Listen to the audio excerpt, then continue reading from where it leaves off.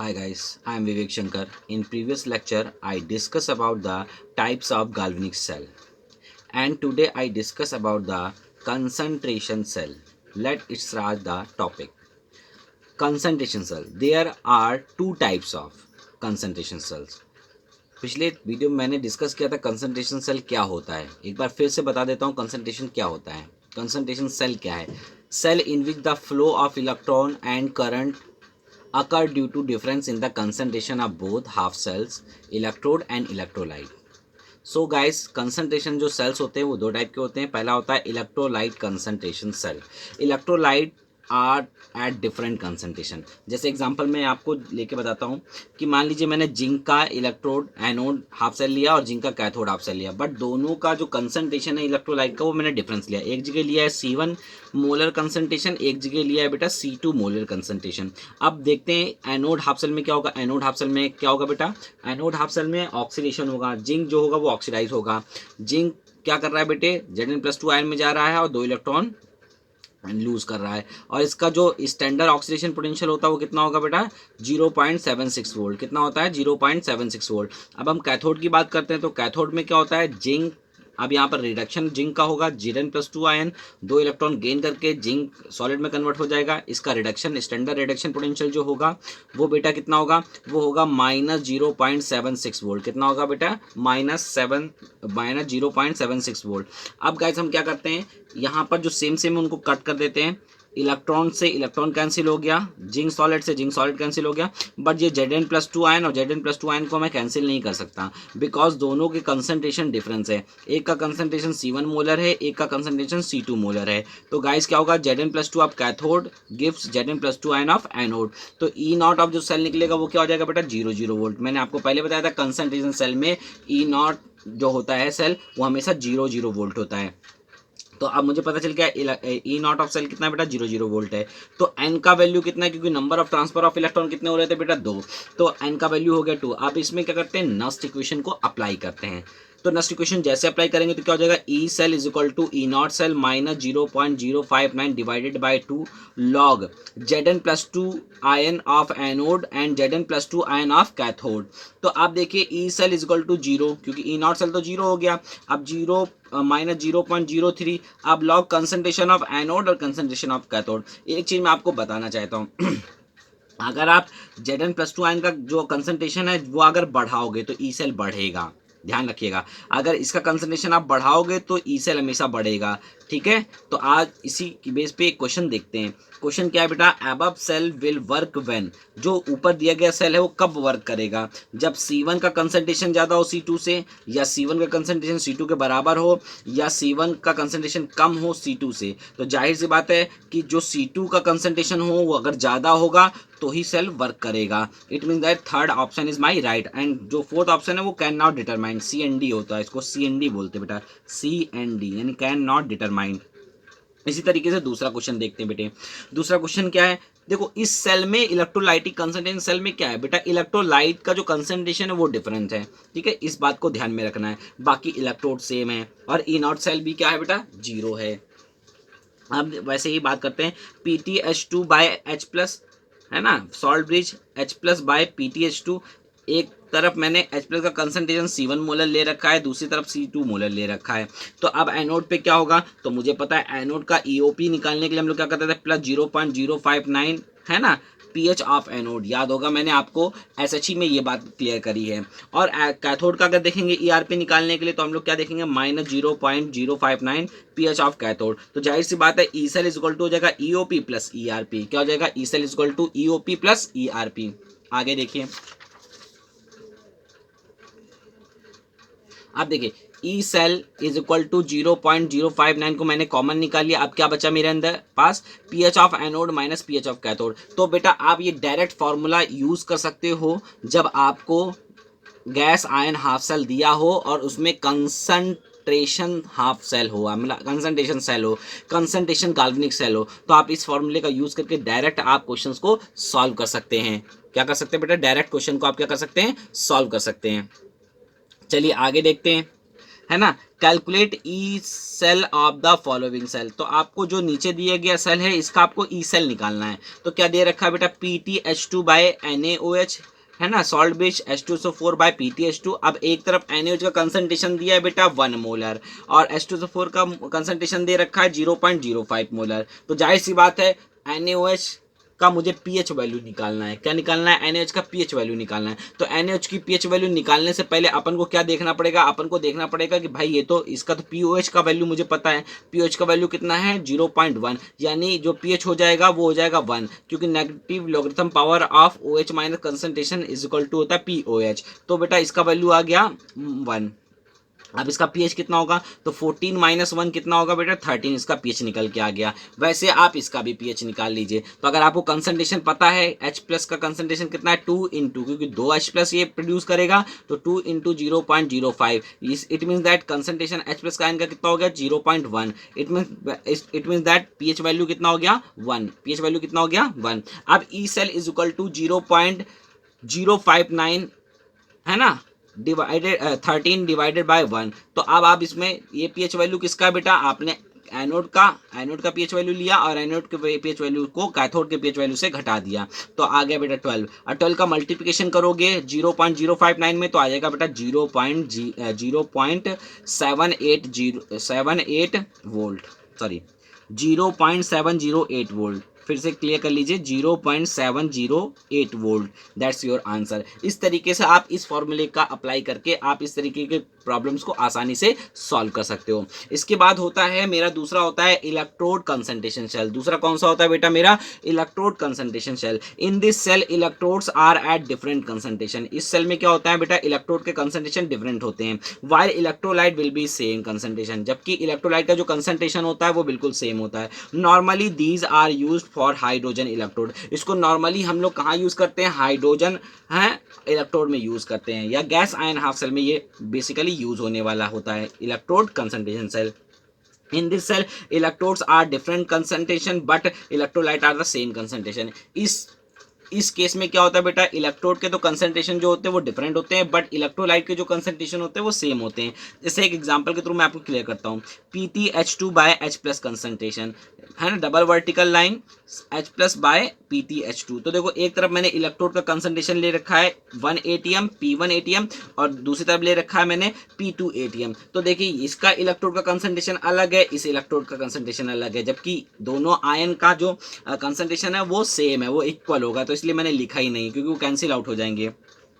आगे बढ़ते हैं एनोड की तरफ। तो एनोड के प्रोसेस में क्या होगा, ऑक्सीडेशन होगा। तो H2 जो होगा वो ऑक्सीडाइज हो जाएगा 2H plus ion plus 2 electron में, और कैथोड में क्या होगा, वही 2H प्लस आयन 2 इलेक्ट्रॉन को गेन करके H2 गैस बना लेगा। तो आप बताइए इलेक्ट्रॉन से इलेक्ट्रॉन तो कैंसिल हो जाएगा, 2H प्लस आयन से 2H प्लस आयन भी कैंसिल हो जाएगा, क्योंकि इनका कंसंट्रेशन सेम है। बट H2 से H2 कैंसिल नहीं होगा, क्योंकि इनका कंसंट्रेशन सेम नहीं है, क्योंकि ये इलेक्ट्रोड का कंसंट्रेशन सेम नहीं है। तो आप जानते हो इसका EOP भी बेटा, ई नॉट OP भी क्या होता है 0 वोल्ट होता है, इसका ERP भी 0 वोल्ट होता है। तो जाहिर सी बात है ई नॉट सेल क्या निकलेगा मेरा 0 वोल्ट। और मैंने ये बात बिल्कुल क्लियर कर दी थी पहले कि कंसंट्रेशन सेल में ई नॉट जो होगा, ई नॉट सेल हमेशा 0 वोल्ट होगा। कितना होगा बेटा 0 वोल्ट होगा। तो जैसे अब इस इक्वेशन में हम लोग नेक्स्ट इक्वेशन को अप्लाई करें, तो E cell is equal to E naught cell minus 0.059 divided by 2 log concentration of product upon concentration of reactant. तो कंसंट्रेशन प्रोडक्ट में क्या है, partial pressure of hydrogen at cathode and partial pressure of hydrogen eight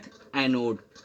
तो आपको pressure मैंने पहले बता रखा है P1, है ना, P1 ATM और P2 ATM। एनोड का P1 ATM है और कैथोड का P2 ATM है। तो आप यहाँ पर उस वैल्यू को रख सकते हो। तो E cell is equal to 0 minus 0.03 log P2 by P1। तो जाहिर सी बात है P2 P1 की वैल्यू को पुट करके आप ई सेल को आसानी से निकाल सकते हैं। तो आपको ये भी याद रखना है, एक बहुत इंपॉर्टेंट चीज बताने जा रहा हूँ, cell reaction will be spontaneously when P2 is greater than P1। अगर सेल रिएक्शन तभी स्पॉन्टेनियस हो सकती है जब P2 का वैल्यू P1 से ज्यादा हो। यानी आपको याद रखना है कि जो आपका P1 है वो हमेशा कम होना चाहिए P2 से, P2 हमेशा ज़्यादा होना चाहिए। यानी कैथोड का जो इलेक्ट्रोड का कंसंट्रेशन है वो हमेशा ज़्यादा होना चाहिए, उसका प्रेशर हमेशा उस गैस का ज़्यादा होना चाहिए। चलिए हम लोग आगे बात करते हैं अपनी नेक्स्ट वीडियो में। नेक्स्ट है मेरा topic thermodynamics of galvanic cell. अब हम थर्मोडायनामिक्स ऑफ गाल्वेनिक सेल को भी यहीं पर डिस्कस करते हैं। Sorry guys, thermodynamics of galvanic cell. बेटा इससे न्यूमेरिकल प्रॉब्लम बहुत सारी पूछी जाती हैं, बोर्ड एग्जामिनेशन में भी इस साल के क्वेश्चन में पूछी गई थी। 3 नंबर का क्वेश्चन इसी से बना हुआ था और 1 नंबर का क्वेश्चन पिछली प्रीवियस वीडियो से बना हुआ था। तो बेटा इससे मतलब 3 4 5 नंबर के क्वेश्चन आते ही आते हैं। तो अगर आपको ये चैप्टर अच्छे से तैयार हो जाएगा तो मतलब आपके 5 से 6 नंबर आपके आसानी से आप ऑब्टेन कर सकते हो, वो भी कम से कम समय में। ठीक है, अब पहला क्या है, कभी कभी थर्मोडायनेमिक्स ऑफ गाल्वेनिक सेल में पूछता है कि भाई work done by the cell निकालिए, कैलकुलेट करिए वर्क डन। तो आपको मैंने पहले बताया था, ये मेरी आप इलेक्ट्रोकेमिस्ट्री की पार्ट 3 में जाके आप देख सकते हो, जहां पर मैंने ये क्लियर किया है डेरिवेशन ऑफ नस्ट इक्वेशन। वहां पर मैंने ये सारी चीजें बहुत डिटेल में क्लियर करी हैं, फिर भी मैं यहाँ पर दोबारा से फिर से क्लियर करने जा रहा हूँ। W इज इक्वल टू क्या होता है बेटा, चार्ज इंटू पोटेंशियल, यानी वर्क डन जो होता है वो क्या किसके बराबर होता है, चार्ज इंटू पोटेंशियल। तो अगर मान लीजिए let N faraday charge is flowing through the cell having potential different E volt. Suppose करिए कि एन फैराडे जो चार्ज है वो फ्लो कर रहा है ना, through the cell having potential difference E volt, जिसमें सेल का जो पोटेंशियल डिफरेंस है वो ई वोल्ट है। तो W इज इक्वल टू क्या हो जाता है बेटा, W इज इक्वल टू होता है NFE। क्या हो जाएगा बेटा, NFE। एंड अगर W मैक्स आपको निकालना है, मैक्सिमम वर्क डन निकालना है, तो आपका क्या हो जाएगा, W मैक्स निकालने के लिए NFE नॉट हो जाएगा बेटा। ये स्टैंडर्ड कंडीशन पे मैक्सिमम वर्क होता है और एनी कंडीशन पे केवल वर्क डन होता है, तो आप उसको भी मेजर कर सकते हो। ये फॉर्मूले हैं बेटे, ये दोनों ही फॉर्मूले बहुत इंपॉर्टेंट हैं, आपको याद होने चाहिए, इनका बहुत इस्तेमाल होता है। जाहिर सी बात है। अब दूसरा जो आपसे पूछ सकता है क्वेश्चन के फॉर्म में, Gibbs free energy and spontaneity. तो दोनों ये प्रोसेस आपको, Gibbs free energy and spontaneity, यहाँ पर आपको पता है कि change in Gibbs free energy अगर नेगेटिव है तो तभी आप यूजफुल वर्क कर सकते हो, अगर negative and change in Gibbs free energy होगी तभी वो यूजफुल वर्क आप कर सकते हो। तो इट मीन दैट जो डेल्टा जी होगा वो माइनस एन एफ ई के बराबर होगा और डेल जी नॉट जो होगा वो minus N F E naught के बराबर होगा। तो जब भी आपको ये निकालने के लिए बोला जाए तो ये दोनों फॉर्मूले आपको बहुत इंपॉर्टेंट गाइस पड़ेंगे। आपको पता है मैं एक ऐसा क्वेश्चन दूंगा जिसमें मैं आपसे ये भी निकलवाऊंगा, ये दोनों निकलवाऊंगा, ये दोनों निकलवाऊंगा और आगे का इक्विलिब्रियम भी निकलवा दूंगा। ठीक है, आगे देखिए स्पॉन्टेनिटी। तो आपको अच्छी तरह पता है अगर डेल जी नेगेटिव है तभी स्पॉन्टेनिटी हो सकती है, और जाहिर सी बात है ई सेल हमेशा पॉजिटिव होना चाहिए, ई सेल क्या होना चाहिए, पॉजिटिव होना चाहिए, तभी तो आपकी स्पॉन्टेनिटी बरकरार रह सकती है। चलिए आगे बात हम लोग करते हैं। थर्ड जो मेरा टॉपिक हो उससे पूछा जा सकता है थर्मोडायनेमिक्स ऑफ गाल्वेनिक सेल से, वो equilibrium constant of reaction taking place inside the galvanic cell. मतलब जो इक्विलिब्रियम कांस्टेंट है किसी भी रिएक्शन का जो भी गाल्वेनिक सेल के अंदर हो रही है, उसके बेसिस पे आपसे क्वेश्चन पूछे जा सकते हैं। आपको ई इक्विलिब्रियम निकाल सकता है, के इक्विलिब्रियम पूछ सकता है, तो आपको कैसे निकालना है उस सब चीज़ों को मैं यहाँ पर डिस्कस करने जा रहा हूँ। तो पहले मैं क्या करता हूँ, इन चीज़ों को पहले मैं एक्सपेरिमेंटली जरा थोड़ा सा आपको ऑब्जर्व कराता हूँ कि आप देखिए क्या क्या होने वाला है। तो मैं एक एग्जाम्पल के तौर पर आपको बताता हूँ। सपोज करिए मेरे पास एक सेल है जिसमें मेरा जिंक का एनोड है और Zn+2 आयन है, यानी जिंक सल्फेट है सॉल्ट ब्रिज, और कॉपर सल्फेट है और कॉपर इलेक्ट्रोड है। तो अब आपको पता है एनोड पे जो ई नॉट ओपी होगा, यानी स्टैंडर्ड ऑक्सीडेशन पोटेंशियल जो होगा वो जिंक का कितना होता है बेटा, 0.76 वोल्ट होता है। कितना होता है बेटा, 0.76 वोल्ट होता है। जबकि कैथोड का जो स्टैंडर्ड रिडक्शन पोटेंशियल होता है वो होता है 0.34 वोल्ट। कितना होता है बेटा, 0.34 वोल्ट होता है। तो आप अच्छी तरह जानते हो कि एनोड के केस में क्या होता है, कंसंट्रेशन ऑफ आयन बढ़ने लगता है, क्योंकि वहां पर वेट ऑफ रॉड जो होता है डिक्रीज करने लगता है। धीरे धीरे जो रॉड का जो एटम होते हैं वो आयंस के फॉर्म में बाहर आने लगते हैं। इस वजह से वेट ऑफ रॉड को, जो जिंक का रॉड होता है उसका जो वेट होता है वो धीरे धीरे कम होने लगता है, बट कंसंट्रेशन बढ़ने लगता है। वही सेम प्रोसेस कहां पर आप देखोगे, वही आप कैथोड में जब देखोगे तो कैथोड में जितने भी आयन होते हैं वो इलेक्ट्रोड पे डिपॉजिट होने लगते हैं, मतलब आयन धीरे धीरे क्या होने लगते हैं बेटा, डिक्रीज करने लगते हैं। तो आपको ये बात पता होनी चाहिए, ठीक है। इसी की वजह से इक्विलिब्रियम शिफ्ट होगा बेटा। आप सोचिए एनोड का कंसंट्रेशन बढ़ रहा है और कैथोड का कंसंट्रेशन घट रहा है, तो एक समय ऐसा आएगा जिसपे ये दोनों इक्वल हो जाएंगे बेटे, दोनों क्या हो जाएंगे बेटे, इक्वल हो जाएंगे। तो आपको एक चीज और समझिएगा, ई नॉट आरपी अगर 0.34 वोल्ट है तो ई नॉट ओपी कितना होगा बेटा इसी मेटल का, तो माइनस 0.34 वोल्ट हो जाएगा। तो आपको क्या करना है, तो E cell is equal to क्या आप लिख सकते हो, E cell is equal to होता है E naught OP of anode minus E naught OP of cathode. तो आप इन दोनों का डिफरेंस देख लेंगे तो आपको ई सेल आसानी से मिल जाएगा। आगे देखिए, जो मैंने अभी बोला उसको मैंने यहाँ पर लिखा भी है। When cell start working due to increase of concentration ion in anodic compartment, its oxidation potential decreases, why oxidation potential of cathode increases and finally both become equal, that is E cell become zero। तो बेटा क्या होता है, धीरे धीरे क्या होगा, anodic compartment में आयन का कंसंट्रेशन बढ़ने लगेगा। जब आयन का कंसंट्रेशन बढ़ने लगेगा, ध्यान दीजिएगा, जब आयन का कंसंट्रेशन बढ़ने लगेगा तो इसका मतलब जो ऑक्सीडेशन पोटेंशियल है वो धीरे धीरे घटने लगेगा। जबकि जो कैथोडिक कंपार्टमेंट है वहां पर आयन का कंसंट्रेशन कम होने लगेगा, तो धीरे धीरे जो वहां पर जो ऑक्सीडेशन पोटेंशियल है वहां पर वो बढ़ने लगेगा। तो एक समय ऐसा आएगा कि दोनों जो ऑक्सीडेशन पोटेंशियल ऑफ एनोड और ऑक्सीडेशन पोटेंशियल ऑफ कैथोड दोनों इक्वली हो जाएंगे, इक्विलिब्रियम पे आके शिफ्ट हो जाएंगे। उस समय जो आपका सेल होगा वो वर्क करना बंद कर देगा गाइस। सेल क्या करना बंद कर देगा, वर्क करना बंद कर देगा। जैसे आप देखते हो कि रिमोट का जो सेल होता है, पेंसिल सेल होता है, मोबाइल की बैटरी होती है, आप क्या देखते हो कि थोड़े समय में वो काम करना बंद कर देता है, क्योंकि उसका इलेक्ट्रोड पोटेंशियल दोनों का बराबर आता है, दोनों का ऑक्सीडेशन पोटेंशियल बराबर हो जाता है, इक्विलिब्रियम शिफ्ट हो जाता है, तो वहां पर वो सेल वर्क करना बंद कर देता है। इस कारण से वहां पर जो आपका ई सेल का वैल्यू होता है वो हमेशा जीरो हो जाता है। वो हमेशा क्या हो जाता है बेटा, जीरो हो जाता है। दिख रहा है आपको, देख लीजिएगा बेटा, मैं आपको दिखा रहा हूँ, वो क्या हो जाता है बेटा, जीरो हो जाता है। मैंने यहाँ पर लिख रखा है, ठीक है। आपको भी ऐसे ही लिख के रखना है अपनी पूरे, है ना, नोट्स बुक में, ताकि आपको आसानी रहे पढ़ने में। चलिए आगे की बात करते हैं। ध्यान दीजिएगा बच्चे, है ना। अब क्या बात उसने बोली, भाई जब ऐसा होगा तो सेल स्टॉप वर्किंग, सेल काम करना बंद कर देगा, क्योंकि जाहिर सी बात है ई सेल जो हो गया वो जीरो हो चुका है। Reaction comes to at equilibrium, जो रिएक्शन होगी वो इक्विलिब्रियम पे आके शिफ्ट हो गई होगी। तब क्या होगा, तो एट इक्विलिब्रियम जो आपका इलेक्ट्रोड ऑक्सीडेशन पोटेंशियल एनोड का होगा वो इक्वल हो जाएगा electrode oxidation potential of cathode के। इसका मतलब ई सेल वहां पर क्या हो चुका है बेटा, जीरो हो चुका है। चलिए यहाँ पर नेक्स्ट इक्वेशन अप्लाई करिए। देखा बेटा नेक्स्ट इक्वेशन कितनी इंपॉर्टेंट थी। तो आपको अगर नेक्स्ट इक्वेशन को सही से अच्छी तरह समझना है तो आप मेरे इलेक्ट्रोकेमिस्ट्री की थर्ड पार्ट में जाके उसको अच्छे से समझ सकते हो। थर्ड और फोर्थ पार्ट में मैंने उसी को डिस्कस किया है।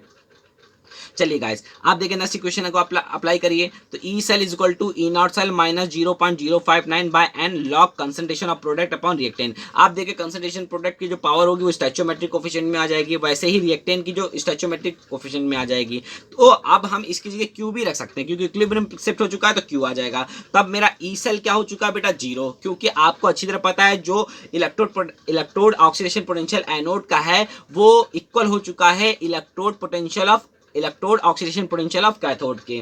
तभी ई सेल आपका क्या हो चुका है, जीरो हो चुका है। तो के जो क्यू हो गया वो किसके बराबर हो जाएगा बेटा, के इक्विलिब्रियम के। किसके बराबर हो जाएगा बेटा, के इक्विलिब्रियम के।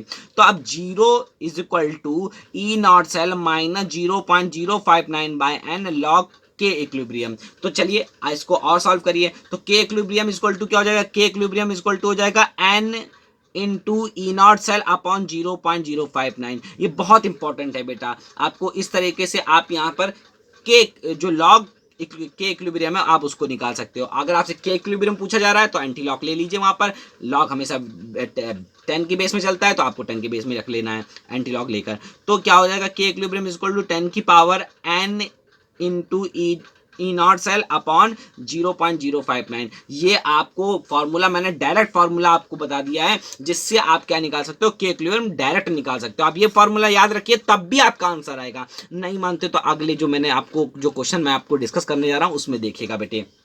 मैंने आपके साथ एक क्वेश्चन शेयर करा है, इसमें मैंने सारी चीज़ें पूछी हैं। मैंने इसमें आपसे वर्क डन पूछा है, मैंने आपसे यहाँ पर मैक्सिमम वर्क डन पूछा है, मैंने यहाँ आपसे चेंज इन ग्रिफी एनर्जी पूछी है, मैंने यहाँ पर स्टैंडर्ड ग्रिफी एनर्जी भी पूछी है, मैं यहाँ पर आपसे के इक्विलिब्रियम के बारे में भी पूछ रहा हूँ। मतलब पांचों चीज़ मैंने एक साथ पूछी है। मतलब ये 5 नंबर का क्वेश्चन हो गया। अब इस क्वेश्चन को कैसे करेंगे, पहले क्वेश्चन को समझिए। आपके सामने सेल दिया हुआ है ना, Fe single vertical line, FeSO4 double vertical line, AgNO3 single vertical line, silver. तो आपको क्या पता है, जो आयरन का कंसंट्रेशन है वो 0.01 मोलर है, और जो सिल्वर नाइट्रेट का कंसंट्रेशन है वो 10⁻³ मोलर कंसंट्रेशन दे रखा है। और मैंने आपको यहाँ पर गिवन बता दिया है कि ई नॉट ऑफ मतलब यहाँ पर आपको मैंने रिडक्शन पोटेंशियल दिया, बट आपको चाहिए ऑक्सीडेशन पोटेंशियल, क्योंकि आयरन जो है वो बेटा क्या है, लेफ्ट हैंड साइड पे, लेफ्ट हैंड साइड का मतलब एनोडिक कंपार्टमेंट में, एनोडिक कंपार्टमेंट में हमेशा ऑक्सीडेशन होता है, बट यहाँ पर रिडक्शन पोटेंशियल दे रखा है, तो आप इसका साइन चेंज करके इसको आप ऑक्सीडेशन पोटेंशियल में लिख सकते हो,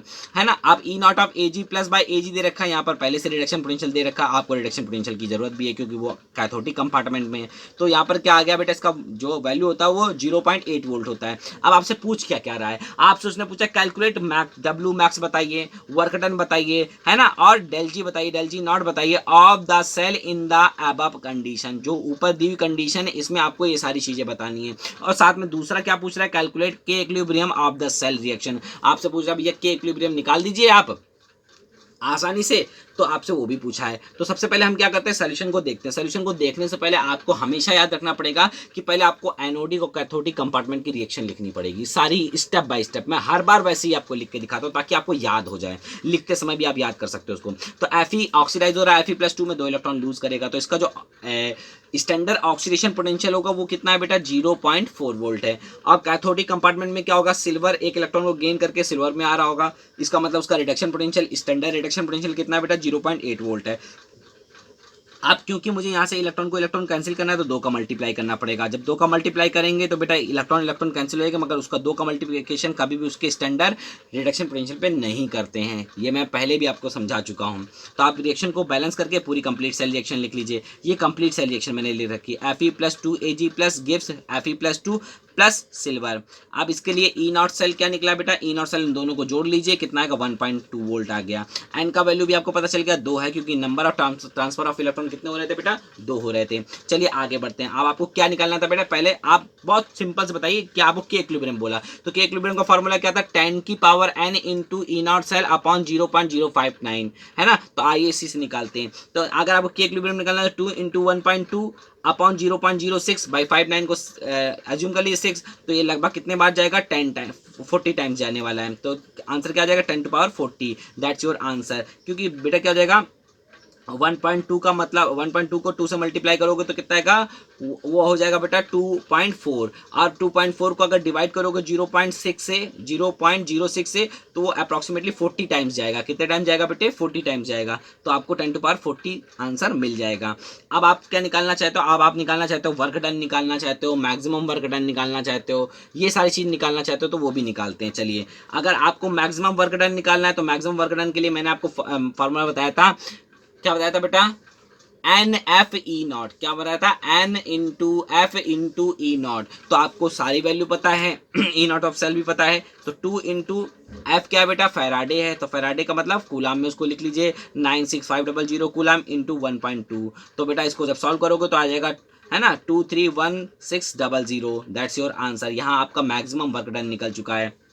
अब आपको मान लीजिए क्या निकालना था, है ना, standard gives free energy change निकालना था। तो standard gives free energy change कैसे निकालेंगे, वैसे ही क्या फॉर्मूला होता है, -NFE0। क्या होता है बेटा, -NFE0, है ना। तो -N क्या है बेटा 2, और F क्या है 96500 इंटू 1.2, ये क्या है बेटा आपका ई नॉट ऑफ सेल है बेटा। तो अब इसको सॉल्व करोगे तो क्या आ जाएगा बेटा, -231600, दैट्स योर आंसर। माइनस में वैल्यू आएगी इसकी। अगर आपको अब क्या चाहिए बेटा, अब आपको अगर वर्क डन निकालना है और डेल्टा जी निकालना है, तो इन दोनों को निकालने के लिए आपको ई सेल की जरूरत पड़ेगी। किसकी जरूरत पड़ेगी, ई सेल को। तो पहले हम लोग क्या करते हैं, ई सेल को कैलकुलेट कर लेते हैं बेटा। किसको कैलकुलेट कर लेते हैं, ई सेल को कैलकुलेट कर लेते हैं।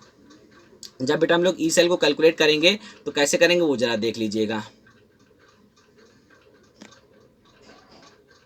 देखिए, E cell is equal to क्या होगा बेटा, ई नॉट सेल कितना था 1.2 minus 0.06 divided by 2 log concentration of product upon concentration of reactant. Product का कंसंट्रेशन कितना था बेटा 10⁻⁻2 अपॉन 10⁻³ का होल स्क्वायर। तो आपने जब इसको सॉल्व करोगे तो कितना आएगा 1.2 माइनस 0.12। जब इसको आप माइनस कर लोगे तब आपका ई सेल निकल के आएगा 1.08 वोल्ट। कितना निकल के आएगा बेटा 1.08 वोल्ट। आप देखिए क्या निकला हुआ है 1.08 वोल्ट दिख रहा है आपको, 1.08 वोल्ट निकल के आया। ये क्या निकल के आया ई सेल, क्योंकि आपको ई सेल की जरूरत पड़ेगी, क्योंकि डेल जी निकालने के लिए फॉर्मूला क्या होता था, डेल जी निकालने के लिए फॉर्मूला होता था -NFE। तो आपको यहाँ पर ई चाहिए, यानी electrode potential at any condition. तो यहाँ पर एन का वैल्यू तो 2 है, फैराडे का बिल्कुल वही सेम रहेगा F, एंड ई क्या निकला बेटा आपका, ई निकला 1.08 वोल्ट। जब इसको आप सॉल्व करोगे तो आंसर आएगा माइनस का 208440, दैट्स योर आंसर। एंड अगर आपको W निकालना है, W क्या होता है बेटा, W होता है NFE। क्या होता है बेटा, NFE। तो N का वैल्यू 2 है, F का वैल्यू 96500 है एंड E का वैल्यू 1.08 है। तो जब आप इसको सॉल्व करोगे तो आंसर आएगा बेटा 208440, दैट्स योर आंसर, है ना। इस तरीके से आप क्या कर सकते हो, चाहे आपको ई सेल पूछे, चाहे आपको ई नॉट सेल पूछे, चाहे आपसे के इक्विलिब्रियम पूछ ले, चाहे आपसे डेल जी पूछ ले, डेल जी नॉट पूछ ले, डब्ल्यू पूछ ले, डब्ल्यू मैक्स पूछ ले, आप सारी चीज़ों को क्लियरली बता सकते हैं। ठीक है, यहाँ पर मेरा मेन टॉपिक यहाँ पर ख़त्म हो जाता है। थर्मोडायनेमिक्स ऑफ जो मेरा गाल्वेनिक सेल है वो यहाँ पर ओवर हो जाता है। और अगर आपको वीडियो अच्छी लगे तो प्लीज़ लाइक और सब्सक्राइब करना ना भूलें। And thank you for watching my video.